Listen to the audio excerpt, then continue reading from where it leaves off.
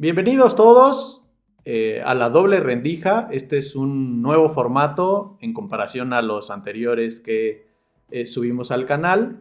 En esta ocasión vamos a seguir hablando sobre inteligencia artificial vinculada con la educación, pero nos vamos a centrar en un punto específico, en un concepto muy particular, que es el del pensamiento crítico. Vamos a responder algunas preguntas relacionadas a ellas.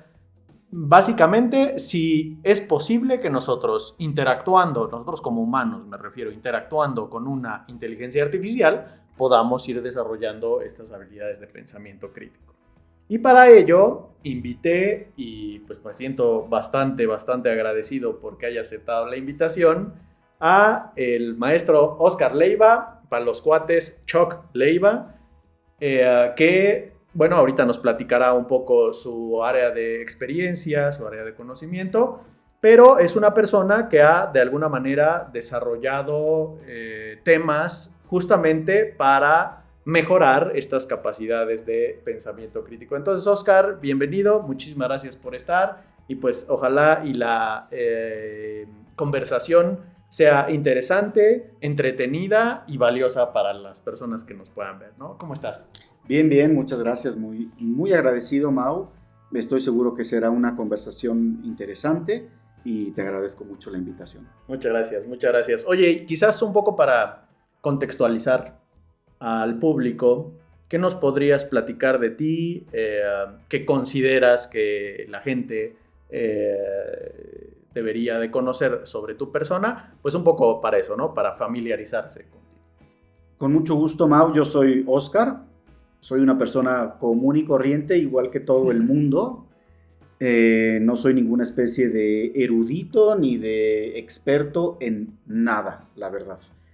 Yo con mucha frecuencia hablo con la gente y les digo que desafortunadamente tengo algo así como la maldición de conocer apenas suficiente de todos los temas para no ser considerado un idiota, pero nunca lo necesario para ser un experto en nada de eso. Pero soy un educador desde hace muchos años, más de 15 años. Estudié filosofía, mucha lógica, estudié política y mi vida profesional siempre la he desempeñado en la educación, en contacto con estudiantes, con otros maestros, con autoridades educativas y nada, soy un interesado de los temas de actualidad, de la cultura popular y de lo que está ocurriendo en nuestro mundo todos los días. Oye, un poco, y lo platicábamos el otro día, que un rasgo característico quizás de los filósofos es, bueno, de algunos filósofos, es esta humildad intelectual, ¿no? Y creo que hoy en día es muy apreciada esa humildad intelectual. Sí, yo estoy de acuerdo contigo. Yo creo que el primer paso para poder aprender sobre cualquier tema es lo que un filósofo decía hace muchos años, la docta ignorancia, es decir, reconocerte ignorante, y que otro filósofo hace todavía más años reconocía con la famosísima máxima de yo solo sé que no sé nada. De eso hablamos justamente, de una especie de humildad intelectual desde la que tú te aproximas a todos los temas. Totalmente. Fíjate que igual y para ir calentando motores, mmm, creo que últimamente se ha perdido esta sensibilidad y apertura para encontrando dentro del diálogo pues puntos coincidentes, puntos que no concuerden y a partir de ahí construir algo mejor, ¿no? ¿Qué papel tú consideras que tiene que ver esta capacidad de conversar, de dialogar, esta apertura a diferentes puntos de vista en relación al aprendizaje? Un papel protagónico. La verdad es que el conocimiento o el descubrimiento de la verdad, el aprendizaje, se desarrolla solamente a través de la oposición de ideas. Entonces, la realidad es que tú no puedes construir o por lo menos adquirir certeza de tus creencias y de tus afirmaciones, sino es oponiéndolas a las de otras personas. Si tú solamente te rodeas en tu círculo de ideas similares a las tuyas, lo único que haces es pues hacer una especie de caja de resonancia que algunos especialistas llaman un silo informativo, que solamente termina por fortalecer tus creencias previas. Entonces, para responder a tu pregunta quizá con mayor claridad, es necesaria la oposición de ideas. Eso ya lo descubrieron los filósofos o los pensadores hace 25 siglos, tampoco es ninguna novedad, y de eso vamos a hablar un poco más. No estamos descubriendo el hilo negro. No, al revés, estamos redescubriendo algo que de pronto me parece que como sociedad olvidamos o por lo menos soslayamos, es decir, dejamos de considerar importante, y que ahora hemos bautizado con el nombre de pensamiento crítico, si me permites, como si fuera una tendencia, una especie de moda. Claro, pero sí, algo innovador, ¿no? Sí. Y que fíjate que esta parte un poco de lo que se podría considerar el sesgo de confirmación, de estar buscando lo que tú ya consideras verdadero, y como dices, en esta caja de resonancia, irlo confirmando cada vez más, pues es un riesgo de las redes sociales, de todos estos algoritmos que dirigen tu atención a lo que ellos consideran que te va a gustar. Y entonces cada vez te va gustando más y pierdes un poco de amplitud o un poco de perspectiva. Completamente. Tú sabes mucho más que yo de estos temas, pero lo que ocurre en redes sociales, lo que ocurre a través de buscadores de internet, cualesquiera que estos sean, es que las redes en realidad están alimentándote a ti de lo que usualmente consumes. Correcto. ¿Tú crees que a la hora de introducir un término de búsqueda en la barra del buscador estás libremente accediendo a toda la información que hay allí afuera? La realidad es que no. La realidad es que a través de patrones de comportamiento en línea, insisto, el famoso o infame algoritmo está alimentándote de lo que sabe que vas a consumir.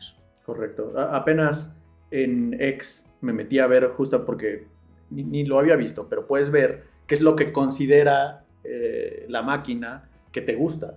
Y me metí a ver un chorro de cosas, algunas coincidían, algunas no, o al menos yo creo que no coincidían, pero seguramente eso el propio algoritmo de X lo verificó, ¿no? Entonces es importante por lo menos estar pendiente, estar alerta de que esto puede suceder. Y creo que esta parte de estar alerta es una de las subhabilidades o capacidades del pensamiento crítico. Que vamos a eso. Como siempre, vale la pena, es valioso homologar, alinear la definición de algún concepto, sea tangible o abstracto, para hablar de lo mismo, ¿no? Entonces, ¿cómo podríamos definir pensamiento crítico? A veces es complejo, no sé, conciencia, inteligencia, pues, es difícil, ¿no? Sí, es una de esas palabritas que usamos tanto que de pronto ya no sabemos de lo que estamos hablando cuando la mencionamos. Sí. A ver, la realidad, yo distingo como dos, si me permites, dos acepciones de pensamiento crítico. Una tiene mucho que ver con esta moda, de esta tendencia que actualmente en los modelos educativos y en diferentes informes de la OCDE, etcétera, definen como pensamiento crítico. Y la otra, pues, es la clásica, la que te digo que en realidad estamos recuperando ahora. Yo tengo predilección por una de esas dos, a ver si se nota por cuál, pero verás, la tendencia actual define al pensamiento crítico como una habilidad, ¿no? Estamos muy metidos en la onda hoy de las skills, y entonces es una habilidad que tú adquieres y que te permite emplearte y tener éxito en la vida y vas a ser muy feliz.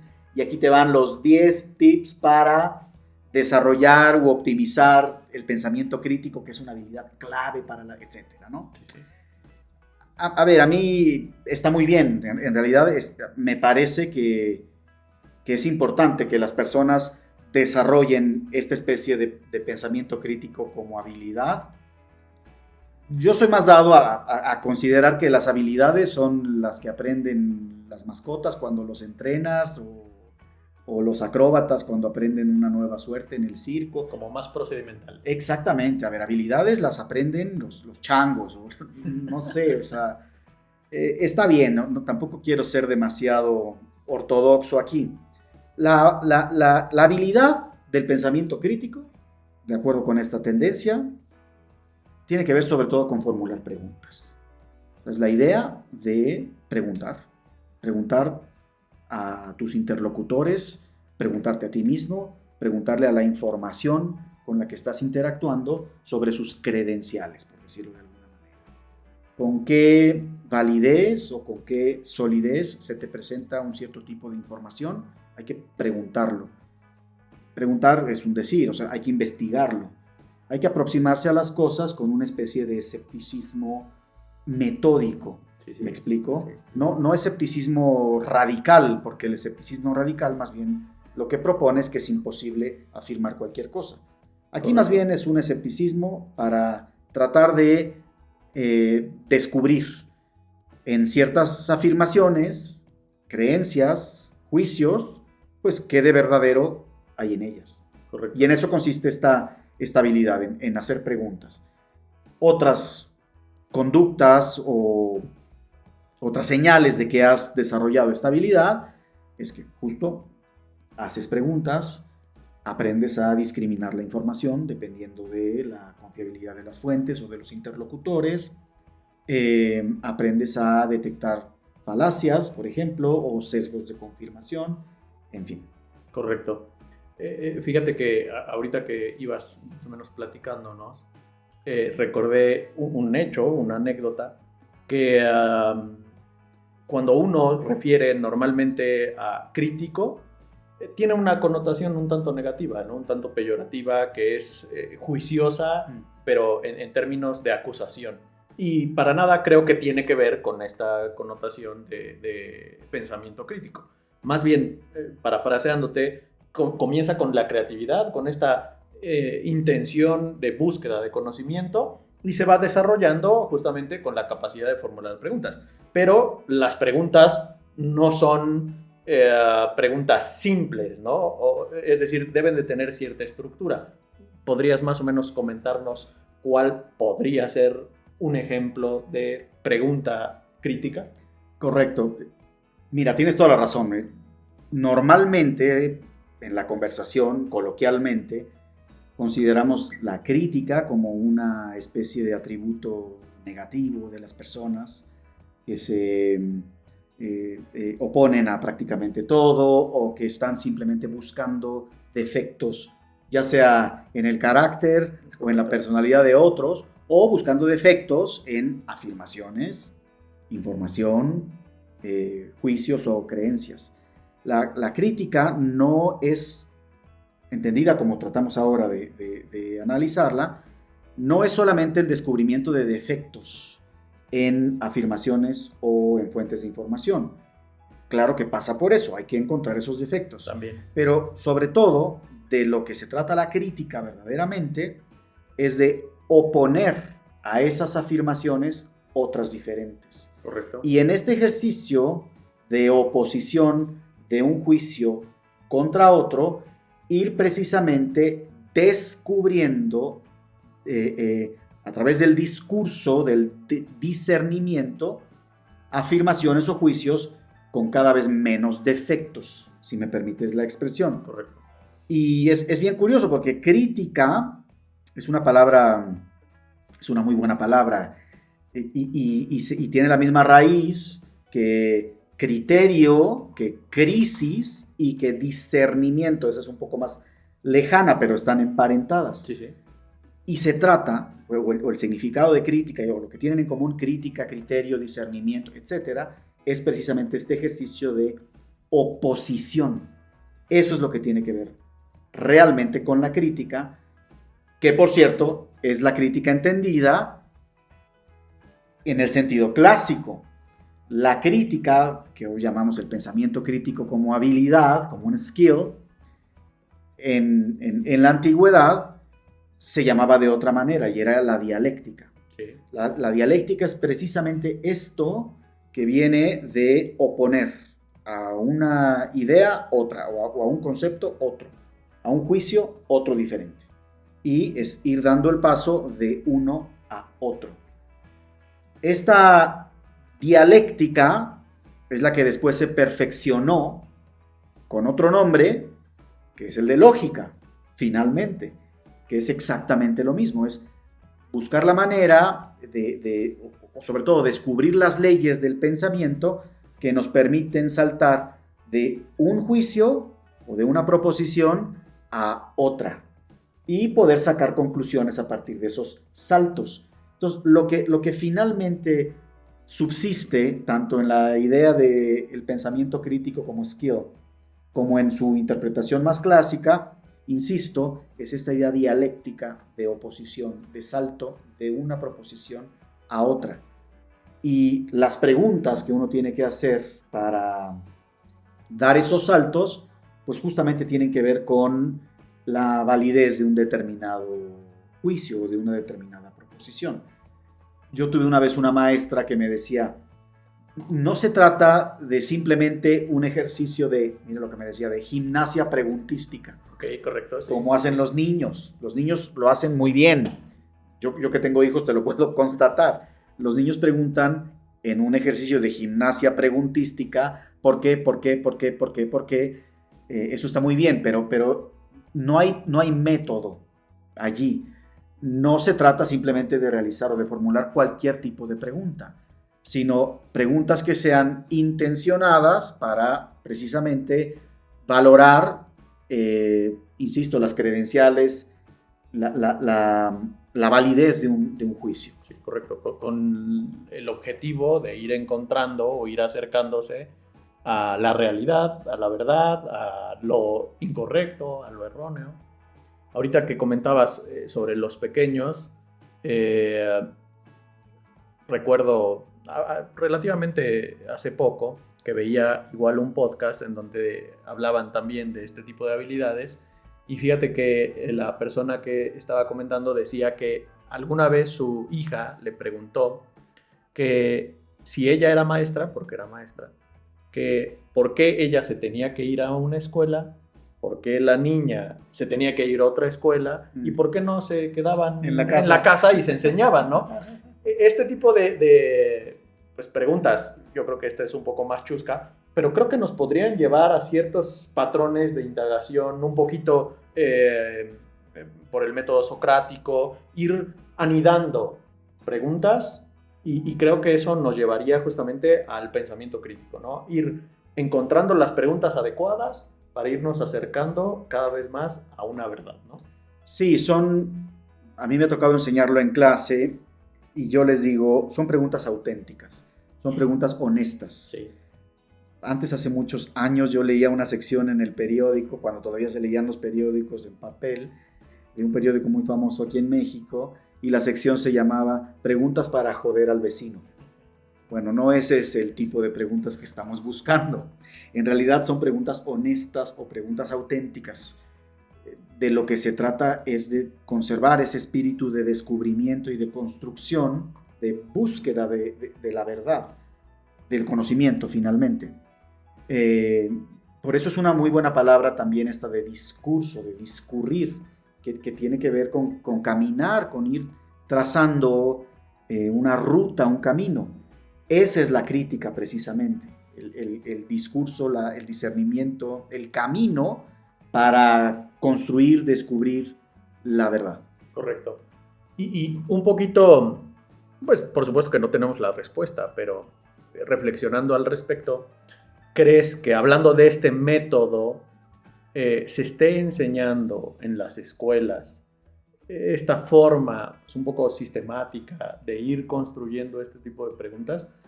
De repente es fácil hacer este juicio de, pues es que cada vez los jóvenes o los niños vienen peor educados, ¿no? Pero un poco, dado que tenemos esta experiencia con jóvenes, ¿cuál es tu perspectiva sobre cómo están en comparación a lo que nosotros veíamos antes en este tipo de habilidades?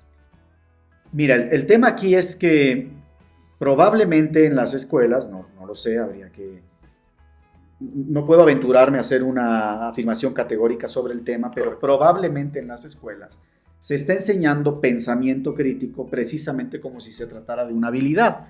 Te digo, como si estuvieras enseñando a un chango a hacer una determinada suerte. Es correcto. La realidad es que cuando nosotros hablamos de pensamiento crítico, estamos hablando de una potencia del pensamiento, de un poder del pensamiento. Todos tenemos en el pensamiento ese poder. Es una característica propia del pensamiento, la crítica. Sí, sí. Entonces, enseñarla como una habilidad es de pronto olvidar que el pensamiento en sí mismo es crítico. Entonces, a mí me gusta pensar que pensamiento crítico es una especie de pleonasmo o es una redundancia. El pensamiento es crítico, al menos en potencia, es uno de sus poderes. Cuando nosotros volvemos realidad ese poder, esa potencia del pensamiento, entonces se vuelve una facultad de nuestro pensamiento. Y esa facultad puede ejercerse o no voluntariamente. Es como cuando tú ya tienes la facultad de... Aquí lo voy a caricaturizar, pero como tú ya tienes la facultad de andar en bicicleta, es algo que activas o desactivas, puedes en cualquier momento subirte a una bicicleta. Lo mismo ocurre con el pensamiento crítico. Lo que pasa es que es difícil de adormecer realmente. ¿Qué cosas adormecen al pensamiento crítico? Pues una especie de pereza intelectual y sobre todo, diría yo, un exceso de confianza en tus propias creencias, que es justamente con lo que comenzábamos hablando hoy, el tema de la humildad intelectual. Cuando tú tienes un exceso de confianza sobre tus creencias, la realidad es que dejas de buscar las cosas, porque crees que ya las tienes en tu poder. En cambio, cuando tú contemplas constantemente la posibilidad de estar equivocado, ya no te animas con tanta confianza a decir las cosas, más bien tiendes a matizarlas. Y sobre todo, las tiendes a matizar esperando que alguien te corrija. Sí. En este ejercicio de oposición. Correcto, sí. Y fíjate, ahorita que comentabas todo esto, yo un poco pensaba, ¿y qué papel tiene esta capacidad de expresar más puntualmente lo que ves o lo que sientes o lo que sucede, ¿no? Vinculándolo específicamente con la lectura. Es decir, y quizás con otras habilidades que se enseñan en la escuela, podría ser también pensamiento matemático, ¿no? Pero, ¿qué papel crees que juega, por ejemplo, este hábito de la lectura, esta capacidad de comprensión, o quizás algunas otras habilidades prácticas que se enseñan? Están íntimamente ligados, Mau, porque dirían algunos filósofos expertos en el tema, ellos sí expertos, no como yo. No como nosotros. No como nosotros probablemente, pero el pensamiento y el lenguaje en realidad son un átomo. ¿Qué quiere decir esto? En realidad son indivisibles. Son, para decirlo coloquialmente, son las dos caras de una misma moneda, el pensamiento y el lenguaje.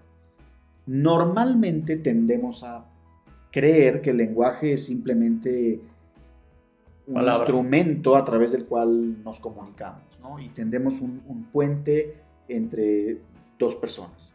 A ver, eso es verdad, pero no solamente el lenguaje es eso, porque el lenguaje es la misma materia, el mismo material, por decirlo de alguna manera, con el que pensamos. Correcto. Nuestro pensamiento está formado con palabras o con lenguaje.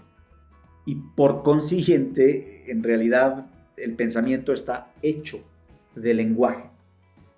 Por eso, perfeccionar nuestro lenguaje también perfecciona nuestro pensamiento.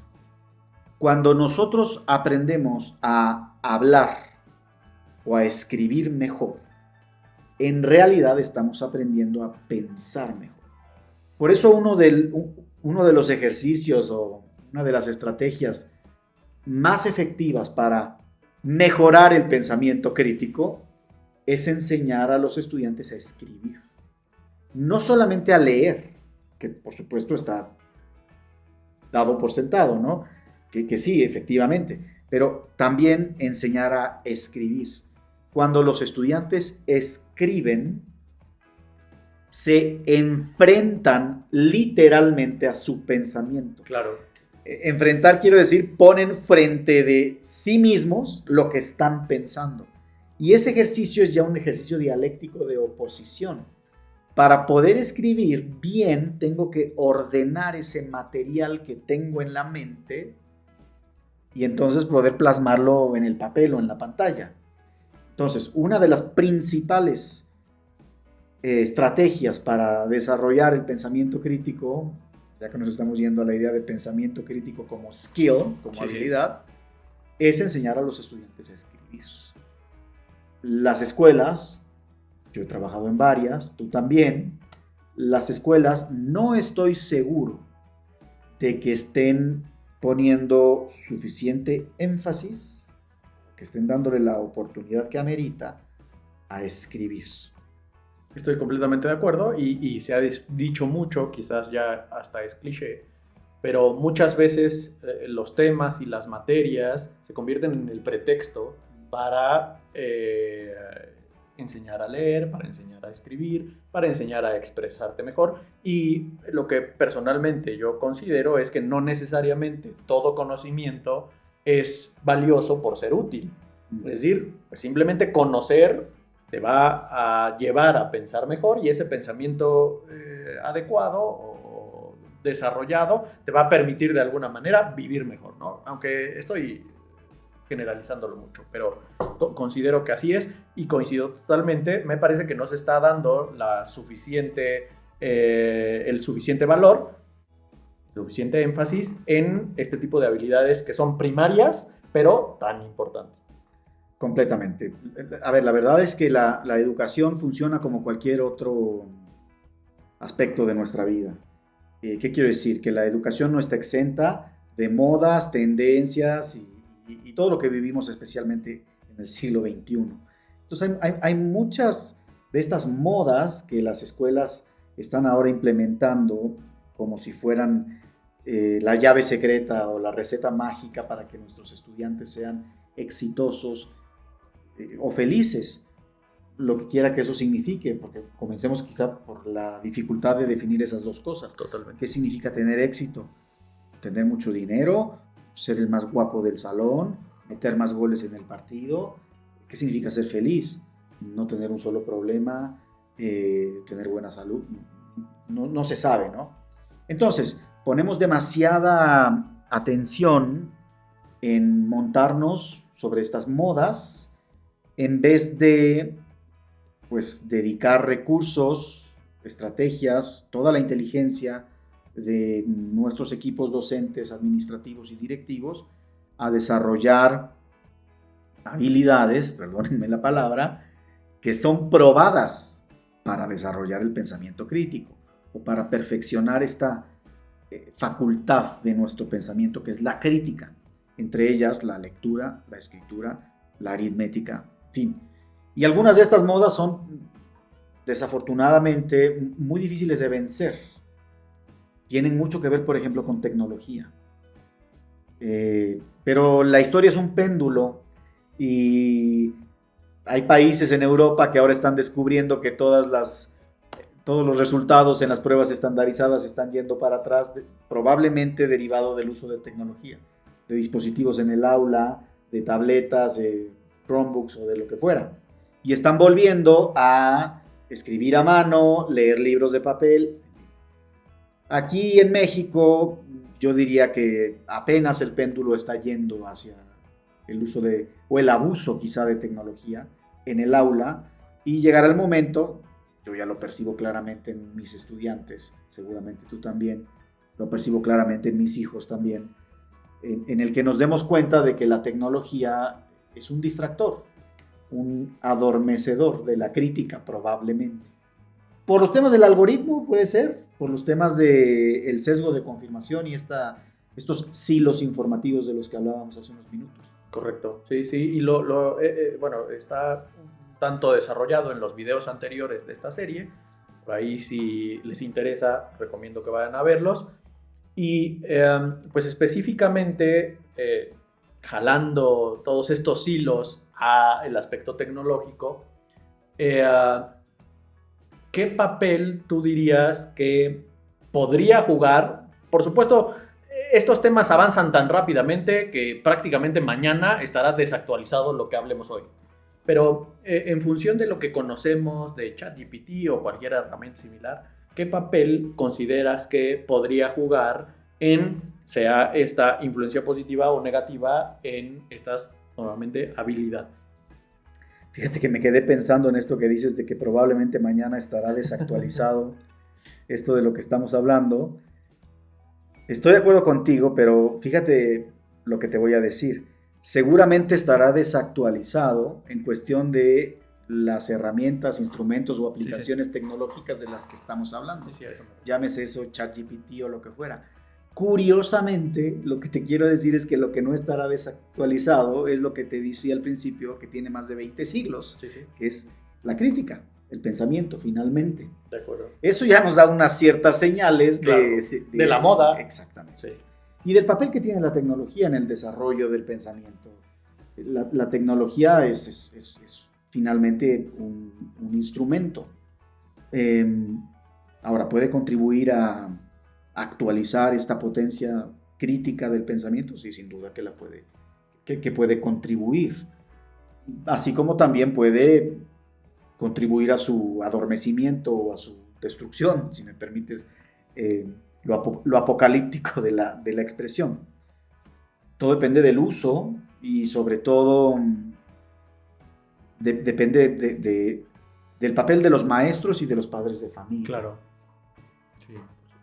Sí, fíjate que, pues, un tanto documentándome en esta situación, muchos expertos recomiendan que algo que se debe evitar en relación a los modelos de lenguaje como GPT o cualquier otro es verlos como oráculos.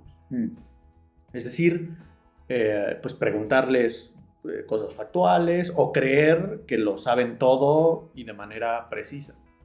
Pero, curiosamente, y aquí hay que tener cuidado porque muchas veces estos expertos son los mismos desarrolladores, entonces también hay que ser escéptico, equilibradamente escéptico en ese sentido, pero recomiendan que se vea más como una cointeligencia, como un colaborador, en donde tú vas contrastando, tú vas oponiendo estas perspectivas para ir encontrando, para ir ampliando el horizonte.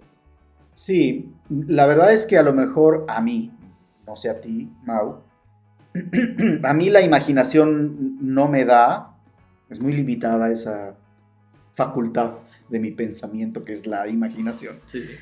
Para imaginarme en qué se va a convertir ChatGPT o los diferentes modelos de lenguaje o la inteligencia artificial en los próximos años. Lo que yo veo es lo que veo actualmente. Yo he usado ChatGPT a diestra y siniestra muchísimo.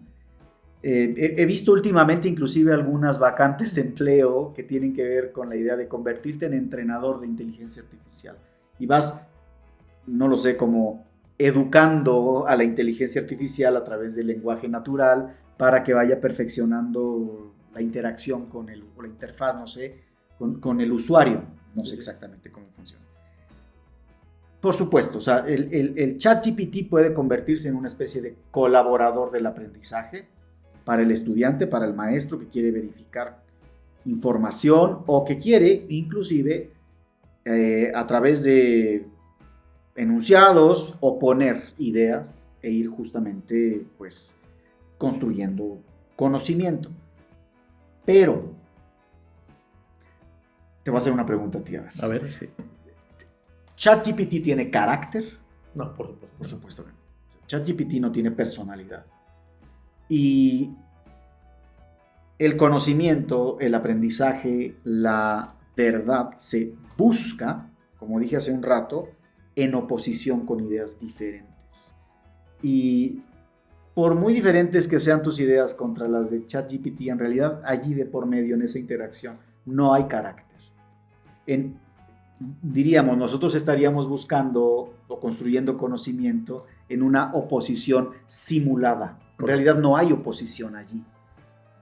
Estamos en un ambiente completamente seguro, en el que yo lo he visto, cómo contesta ChatGPT a tus prompts, ¿no? Como una especie de mayordomo. Claro. ¿Sí o no? Y tienes razón, Oscar. No, déjame corrijo en este momento. Y te pone otras líneas, ¿no? Hice un ejercicio sobre una cosa de lo más mundana e intrascendente, que es, me van a perdonar los que miran la doble rendija, pero yo le estaba haciendo preguntas a ChatGPT sobre Dragon Ball.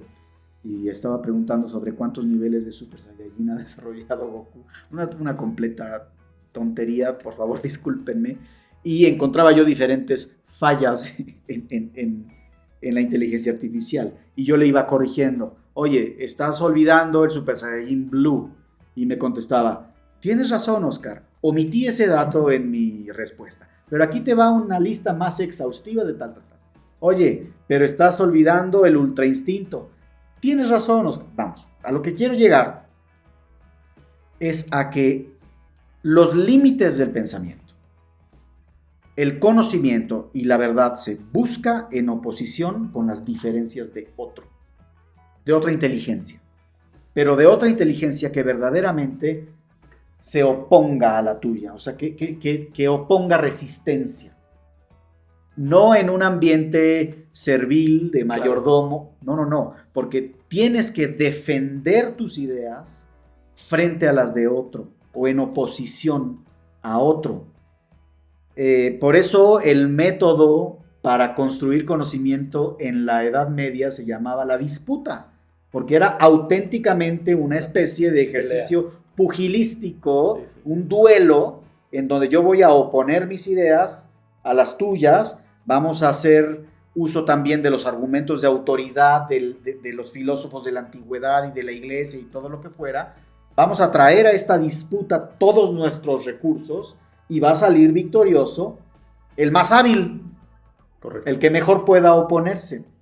Es un ambiente no seguro en donde el que está equivocado va a ser pues probado en el error y en el que va a salir victorioso el que mejores argumentos en este duelo traiga. Correcto. ChatGPT eso no lo permite. Sí, no. Sí, fíjate que dos cuestiones. Hay no sé si hayas oído hablar de él, una prueba muy sencilla en donde se trata de valorar la capacidad de procesamiento de este tipo de herramientas. ¿Qué es mayor? ¿9.9 o 9.11? Curiosamente, la mayoría de este tipo de herramientas dicen que 9.11. Sí. Esto en la realidad, o sea, si se los escribes, el ChatGPT te dice. Quizás ahorita ya no, porque ya lo entrenaron, claro. Pero todavía debe haber algunas de ellas que respondan 9.11 es mayor.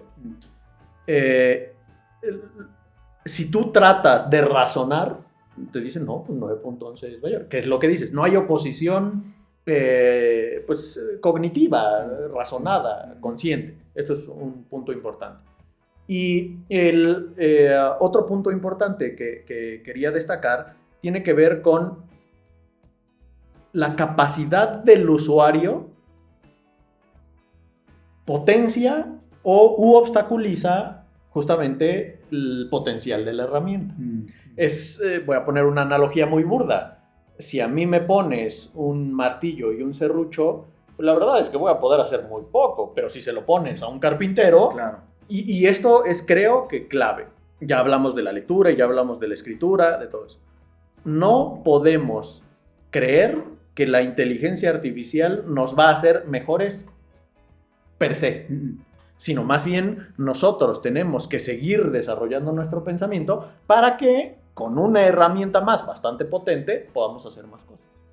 Completamente. Tú traes a la interacción con una herramienta. Me rehúso a usar la palabra interacción para la inteligencia artificial, porque no estás interactuando. Más bien, tú traes a la utilización de una herramienta de inteligencia artificial muchas cosas. Y dependiendo de lo que tú traigas, será el tipo de respuesta que obtendrás.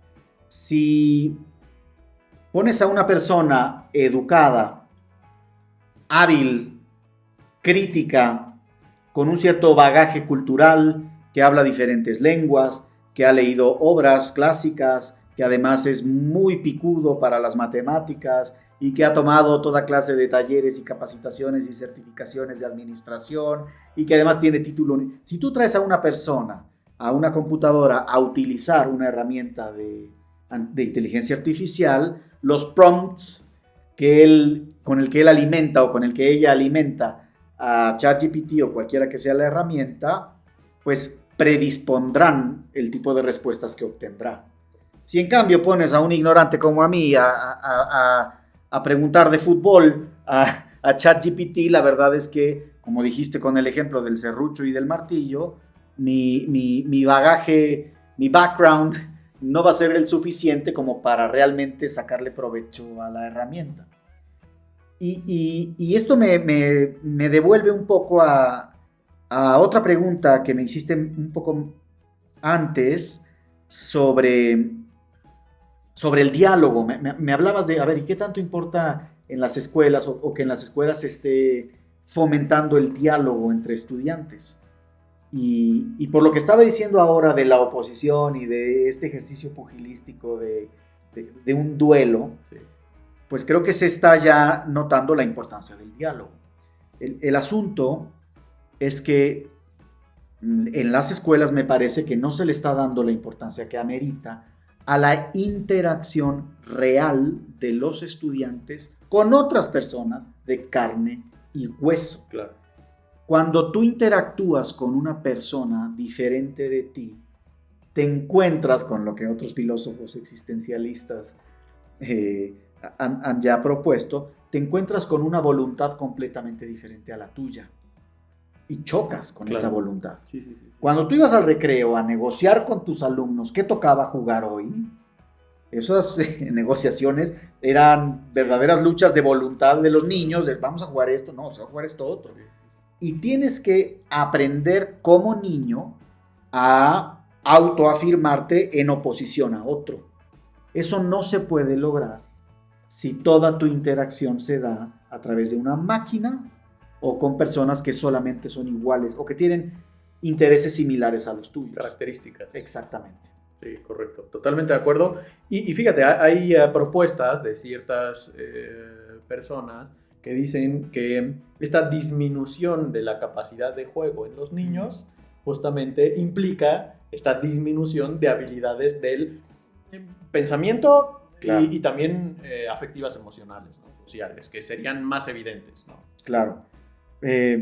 O sea, completamente de acuerdo con lo que estás diciendo. Vamos descubriendo cosas que las escuelas tradicionales, antaño, las escuelas clásicas, ya habían propuesto desde hace muchos años.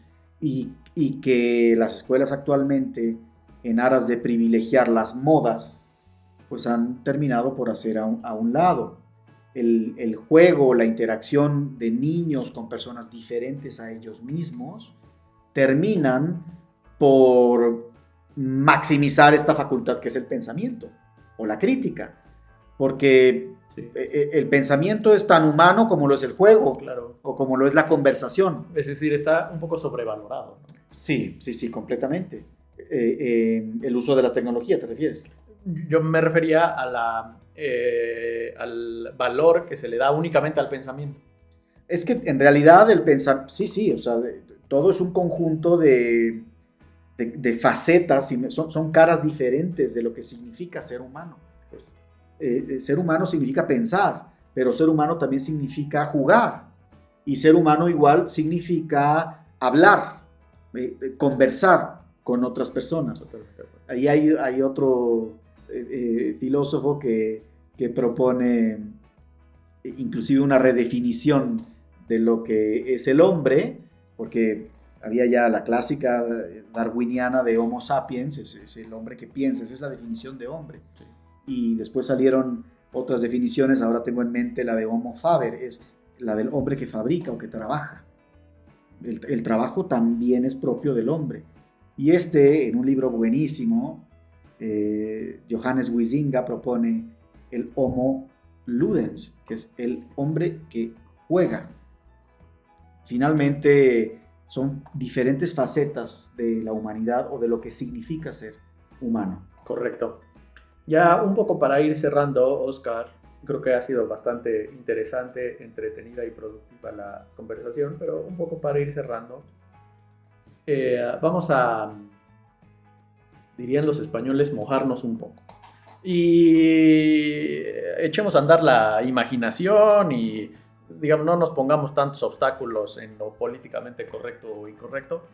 ¿Tú cómo crees que evolucione la educación para cuando tus hijos, que están chiquillos, están en la primaria baja, cuando tus hijos lleguen a los primeros semestres de licenciatura? ¿Cómo crees que sea? Bueno, igual y está difícil, porque ¿cómo crees? Para no mojarnos vamos a decir que va a ser igual. Sí, sí. Pero echando la imaginación, ¿cómo podría ir evolucionando? Sí, la verdad es que adivinaste. O sea, a ver, ya te lo dije antes, yo tengo un poco adormecida esa potencia o esa facultad más bien de la imaginación.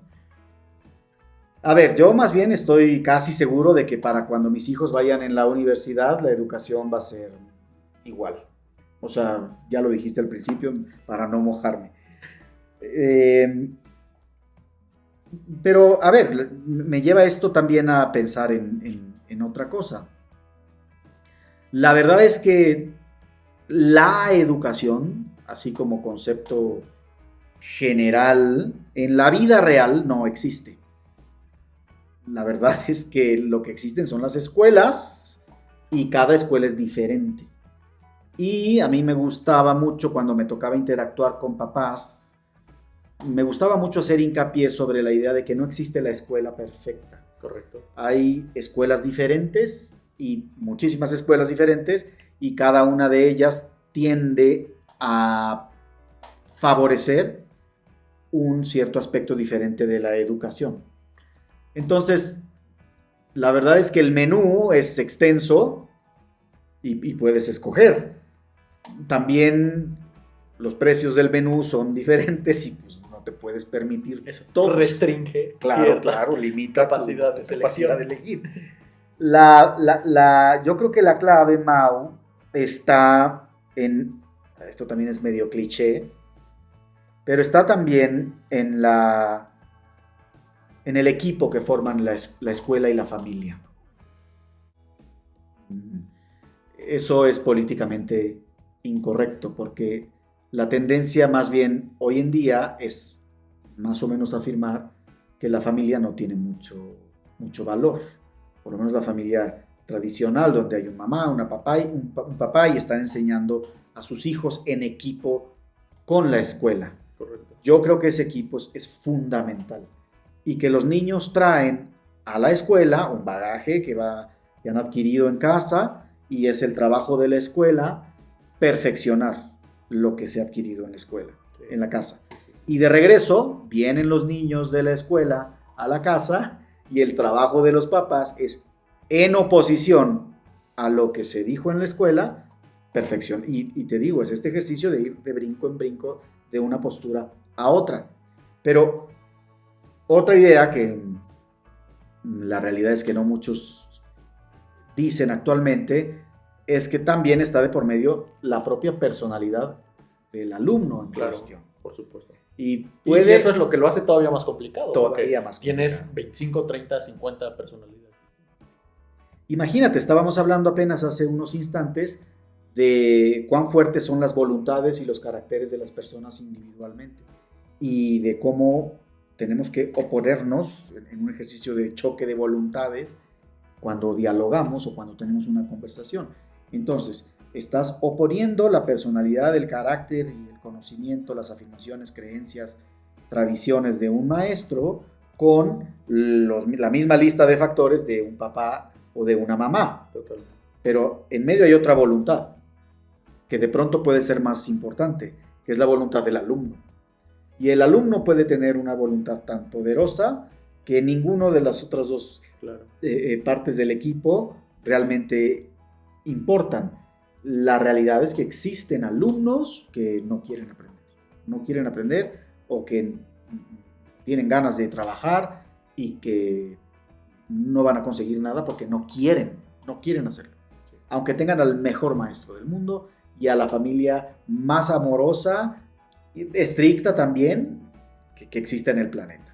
Y el alumno no quiere, no va a lograr gran cosa ese alumno. También está el tema de las capacidades de los alumnos. No todos los alumnos tienen las mismas capacidades. Hay alumnos sumamente talentosos. Ahí podríamos meternos en otra discusión.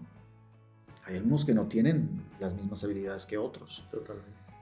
Y pues nada, todo eso finalmente es un factor para determinar si una escuela va a funcionar o no en un caso particular.